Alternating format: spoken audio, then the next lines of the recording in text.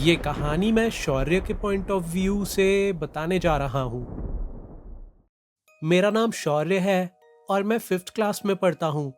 मैं 10 साल का हूँ और ये घटना मेरे साथ बस अभी कुछ महीनों पहले ही हुई थी। वो एक दोपहर का समय था और हमारा लास्ट पीरियड चल रहा था, जब हमारी क्लास टीचर ने हम सब बच्चों को एक ऐसी बात कही जिसे सुनकर हम सभी बहुत एक्साइटेड हो गए। स्टूडेंट्स, मंडे को हमारी क्लास पिकनिक पर जाने वाली है। हम सब बच्चे पिकनिक पर जाने की बात को सुनकर बहुत एक्साइटेड हो गए और अगले ही दिन हम सब ने पिकनिक पर जाने के लिए क्लास टीचर के पास 100 रुपए जमा भी करवा दिए।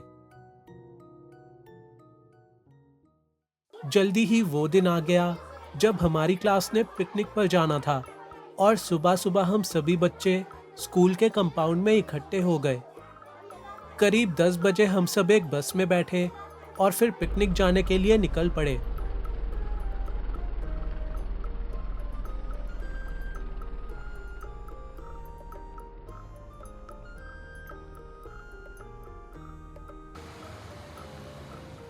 हम पिकनिक के लिए एक साइंस पार्क में घूमने आए थे, जहां पर बहुत सारे साइंस के रिलेटेड मॉडल्स बने हुए थे। मेरे पढ़ाकू क्लासमेट्स को तो उन सब चीजों को एक्सप्लोर करने में बहुत मजा आ रहा था, लेकिन मुझे और मेरे दो दोस्तों को वो एजुकेशनल पार्क बिल्कुल अच्छा नहीं लग रहा था और हम तो वहां पर बस बोर ही हो रहे थे। एनीवेज, पूरा दिन साइंस पार्क में बिताने के बाद रात के करीब 8 बजे हमारी बस वापस स्कूल लौट आई। क्योंकि वो रात का समय था तो सभी बच्चों के पेरेंट्स उनको लेने के लिए आए हुए थे, लेकिन पता नहीं क्यों उस रात सिर्फ मेरे ही पापा मुझे लेने के लिए स्कूल नहीं आए थे। और तो और आज मेरे दोनों दोस्तों का भी यही प्लान था कि वो दोनों पिकनिक के बाद मेरे ही घर पर रहने के लिए चलेंगे, लेकिन पापा के लेट हो जाने के कारण हम तीनों ही दोस्त स्कूल में अटक कर रह गए थे। जल्दी ही एक एक करके सारे बच्चे अपने पेरेंट्स के साथ अपने घर चले गए और अब तो हमारी क्लास टीचर शिखा मैम को भी लेट हो गया था। तो वो हमारे पास आई और हमसे बोली, शौर्य, मैंने तुम्हारे पापा को कॉल किया था। उन्होंने बताया कि वो ऑफिस से निकलने में लेट हो गए हैं और आधे घंटे तक ही तुम तीनों को पिक करने आ पाएंगे। तुम, आर्यन और नीरज, तुम तीनों यहीं पर गार्ड भैया के रूम में बैठकर वेट कर लो और जब तुम्हारे पापा आ जाएं तो मुझे कॉल करके जरूर इन्फॉर्म कर देना। अच्छा, अब मैं चलती हूँ। गार्ड भैया, इन तीनों बच्चों पर नजर रखना और जब तक शौर्य के पापा ना आ जाएं, इनको कहीं जाने मत देना। ठीक है मैडम जी। शिखा मैम जल्दी ही अपनी कार में बैठकर चली गईं और हम तीनों दोस्त गार्ड भैया के रूम में बैठकर मेरे पापा का वेट करने लगे। मैम को गए बस अभी 5 मिनट ही बीते थे कि तभी गार्ड भैया ने हमसे कहा, अरे बछुआ, हम तनिक हल्का होने जा रहे हैं, आप लोग यहीं बैठिएगा, हम 2 मिनट में पेशाब करके आ जाएंगे।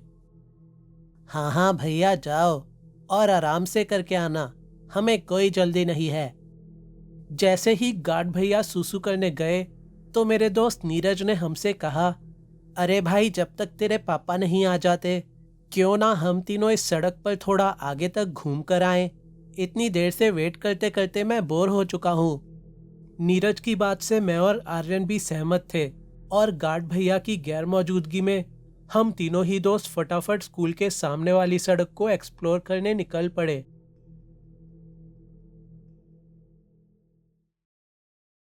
हमारे स्कूल के आसपास ज्यादा घर नहीं थे, लेकिन जो भी थोड़े बहुत घर वहां पर मौजूद थे वो बहुत ही पुराने से थे और बहुत ही बेकार हालत में थे।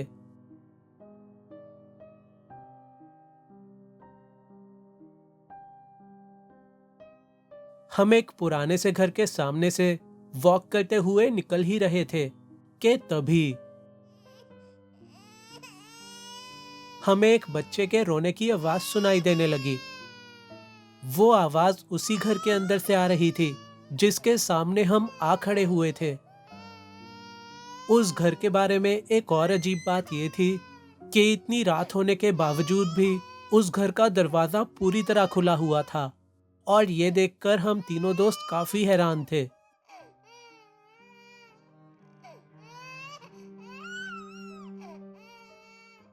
वो घर अंधेरे में डूबा हुआ था, इसीलिए हमने सोचा कि कहीं उस बच्चे को कोई वहां पर छोड़ तो नहीं गया है, और इसीलिए हमने डिसाइड किया कि हम उस घर के अंदर जाकर देखेंगे कि कहीं उस बच्चे को किसी तरह का कोई खतरा तो नहीं है। हम तीनों दोस्त दबे पांव उस घर के अंदर जाने लगे। घर में घुसते ही हमने देखा कि चारों तरफ अंधेरा हुआ पड़ा था, लेकिन बच्चे के रोने की आवाज अभी भी लगातार आए जा रही थी। जिस दिशा से बच्चे के रोने की आवाज आ रही थी, हम उसी दिशा में बढ़ने लगे।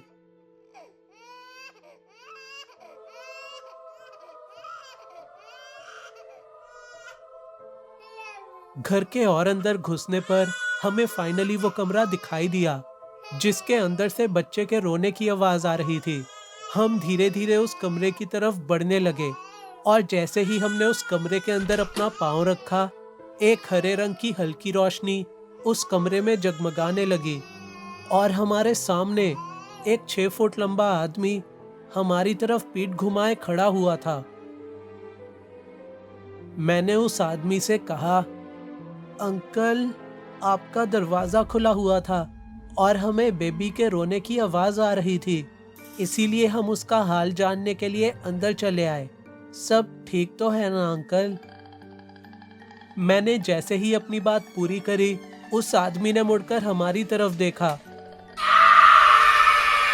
और उसी पल हम तीनों का दिल सीने से निकलकर बाहर आ गया। उस आदमी के चेहरे पर आंखें ही नहीं थीं, और उसके हाथ में जो बच्चा था, उसका चेहरा भी एकदम वैसा ही था।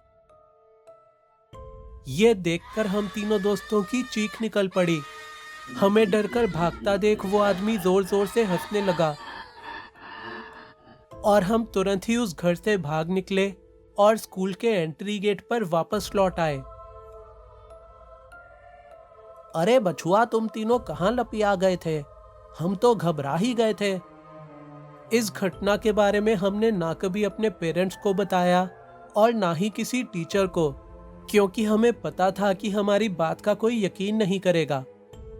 लेकिन अब हम कभी भी स्कूल के पास वाले उस घर की तरफ नहीं जाते हैं जहां पर हमने वो डिसफिगर्ड आदमी और उसका डिसफिगर्ड बेबी देखा था।